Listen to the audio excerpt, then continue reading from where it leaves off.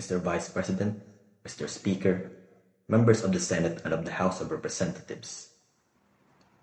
Yesterday, December 7, 1941, a date which will live in infamy.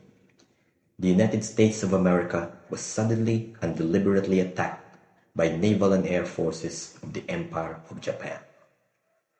That statement, grave as it is, cannot fully capture the shock and sorrow felt by our citizens. The calm of a peaceful Sunday morning was shattered by fire, smoke, and destruction, striking without warning, without provocation, and without justification. Our nation, which sought only peace and stability in the Pacific, was met instead with treachery.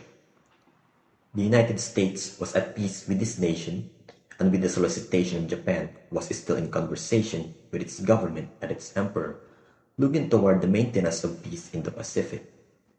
Indeed, 1 hour after Japanese air squadrons had commenced bombing in Oahu, the Japanese ambassador to the United States and his colleague delivered to our Secretary of State a formal reply to a recent American message. And while this message stated that it seemed useless to continue the existing diplomatic negotiations, it contained no threat or hint of war or of armed attack. These actions reveal with painful clarity the deliberate nature of the assault. Our diplomats spoke of peace, while the forces prepared for war. There can be no misunderstanding and no illusions left.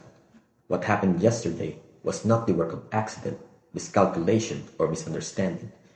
It was the result of a plan carefully laid, coldly executed, and meant to break the spirit of our people. It will be recorded that the distance of Hawaii from Japan makes it obvious that the attack was deliberately planned many days or even weeks ago. During the intervening time, the Japanese government has deliberately sought to deceive the United States by false statements and hope for continued peace. This deception, carried out over many days, was part of a broader design. Their forces struck not only at our shores, but at the very principles of trust and diplomacy. Yet, in doing so, they underestimated the strength of the American character and the unity that rises from adversity.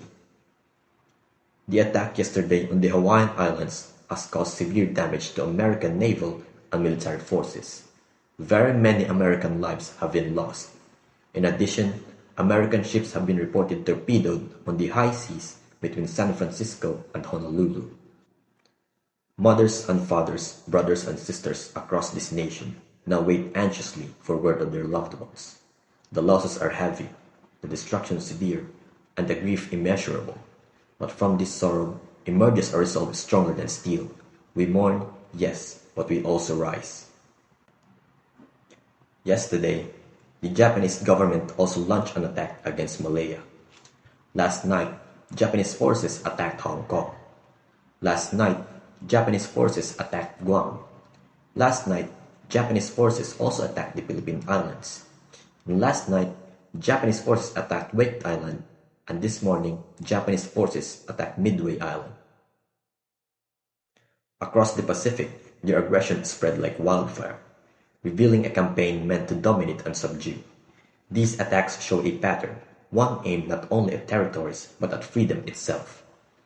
The security of countless peoples has been endangered, and the peace of the world shaken.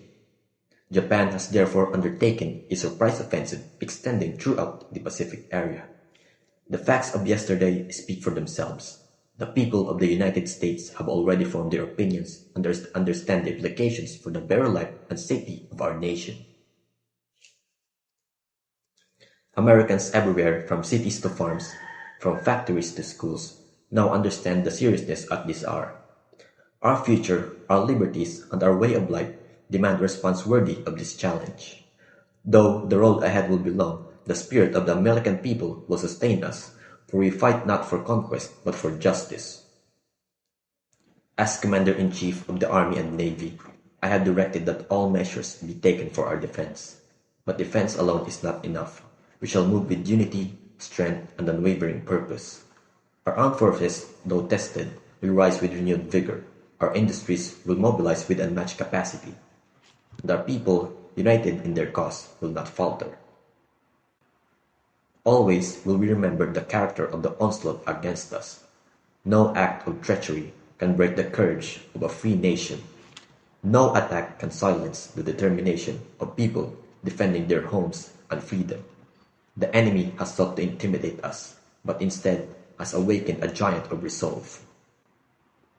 This threat compels us to act, not with hesitation, but with courage. The danger is real, but so is the strength of the American spirit. Our citizens have risen before in moments of peril, and they will rise again. With confidence in our armed forces, with the unbounding determination of our people, we will gain the inevitable triumph, so help us God.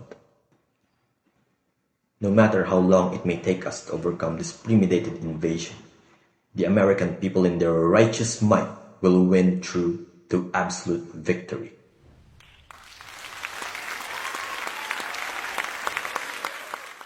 Let no one mistake our intentions. We seek no domination, but we will not allow threats to our freedom to go unanswered.